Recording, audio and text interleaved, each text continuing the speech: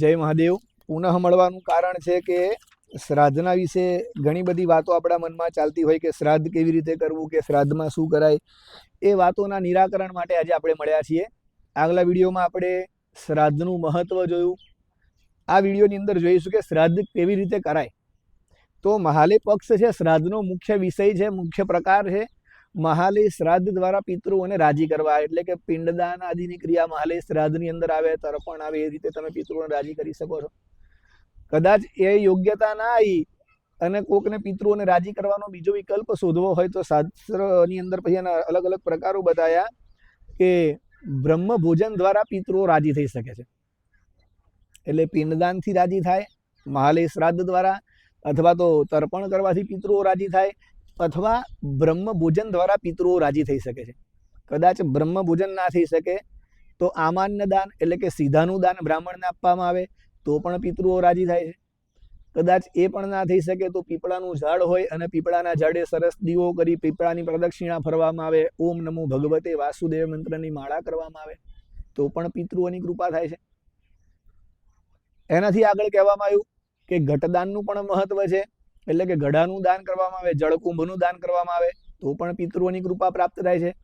એનાથી આગળ કીધું કે શાકભાજીનું દાન કરવામાં આવે તો પણ પિતૃઓ રાજી થાય છે. શ્રાદ્ધની અંદર ગાય, કૂતરા, કાગડાને પણ અન્ન જમાડવાનું મહત્વ છે. તો એ તો ખરું જ, પણ વિશેષની અંદર કીધું પદ્મ પુરાણની અંદર કે પોતાના હાથથી ઘાસ કાપીને ગાયને ખવડાવવામાં આવે તો પણ પિતૃઓ શ્રાદ્ધ કર્યા બરાબર કૃપા પ્રાપ્ત કરાવે છે. એટલે ગાયને ઘાસ ખવડાવવાનું પણ પિતૃપક્ષની અંદર ખૂબ મહત્વ છે. અને કદાચ કોકના જોડે સમયની યોગ્યતા નથી, સંપત્તિની યોગ્યતા નથી, કે બીજી કોઈ કારણસર એ શ્રાદ્ધ ના કરી શકે પરિસ્થિતિમાં છે, તો એના માટે વિષ્ણુ પુરાણની અંદર એક સુંદર માર્ગ બતાવવામાં આવ્યો કે નમે સ્તિવિત્તમ ન ધનમ ચ નાન્યમ શ્રાદ્ધોપયોગ્યમ સ્વપિતૃન્નતોસ્મિ તૃપ્યંતુ ભક્ત્યા પિતરો મયૈતો કૃતો ભુજો વર્તમની મારુતસ્ય. આ શ્લોકની અંદર કહેવામાં આવ્યું એક નિર્જન સ્થાનમાં જવું, બંને ભુજાઓને ફેલાવી, આકાશ તરફ નજર કરવી, બંને આંખો બંધ કરવી અને પિતૃઓને પ્રાર્થના કરવી કે હે પિતૃઓ, મારા જોડે ધન નથી, ધાન્ય નથી અને કોઈ એવી સમયની યોગ્યતા પણ નથી કે હું આપને ખૂબ મોટું શ્રાદ્ધ કરીને રાજી કરી શકું. અને એટલા માટે જ મારા હૃદયની અંદર આપના માટે અનન્ય શ્રદ્ધા છે કે મારા પિતૃઓને મારે યાદ કરવા જોઈએ, અને એ શ્રદ્ધાથી આજે હું તમને યાદ કરું છું.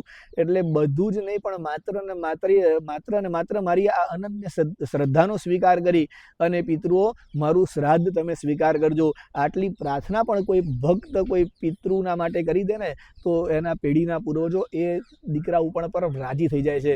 એટલા માટે જ પહેલાં કહ્યું તેમ અત્યારે ફરીથી કે શ્રાદ્ધ માત્ર ને માત્ર શ્રદ્ધાથી કરવામાં આવે છે. તમે કેટલું આપો છો એ મહત્વનું નથી, પણ કયા ભાવથી આપો છો એ મહત્વનું છે, અને એ ભાવ એટલે શ્રદ્ધા.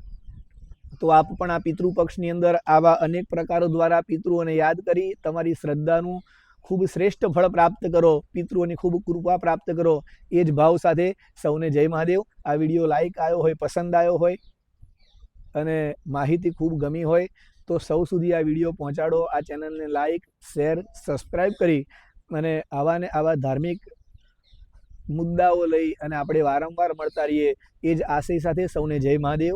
ઓમ નમો ભગવતે વાસુદેવાય.